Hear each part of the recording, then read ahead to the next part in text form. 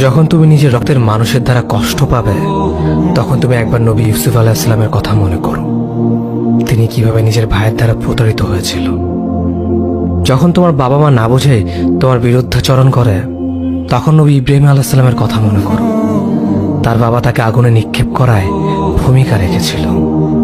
যখন তুমি সমস্যা থেকে পরিত্রাণের জন্য কোনো পথ পাবে না, তখন ইউনুস আলাইহিস সালামের কথা ভেবো। তিনি কতটা সময় তিমি মাছের পেটে আটকা পড়েছিল। যখন তোমার নামে কেউ মিথ্যা অপবাদ ছড়িয়ে দেবে, তখন মা আয়েশা রাদিয়াল্লাহু আনহার কথা মনে করো। তার নামে পুরো শহর জুড়ে কুৎসা রচনা করা হয়েছিল। যখন তুমি অসুস্থ ব্যথার যন্ত্রণায় কাতরাতে থাকো, তখন নবী আইয়ুব আলাইহিস সালামের কথা ভেবো। তিনি ভয়ঙ্কর এক ভাইরাসজনিত রোগে আক্রান্ত হয়ে তোমার থেকে বেশি কষ্ট পেয়েছিল। যখন তুমি দিনের কোনো বিধান নীতিতে যুক্তি খুঁজে পাও না, তখন নবী নূহ আলাইহিস সালামের কথা ভেবো। তিনি কোনো প্রশ্ন ছাড়াই মরুভূমিতে নৌকা তৈরি করেছিল।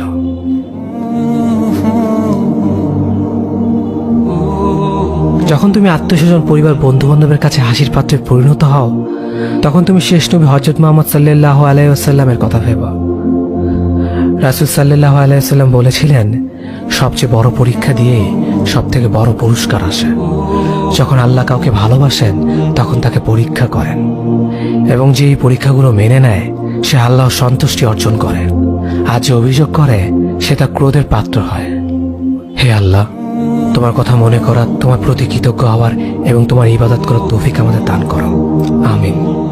যেভাবে তুমি সন্তুষ্ট হও, সেভাবেই আমাদের পরিচালিত করো।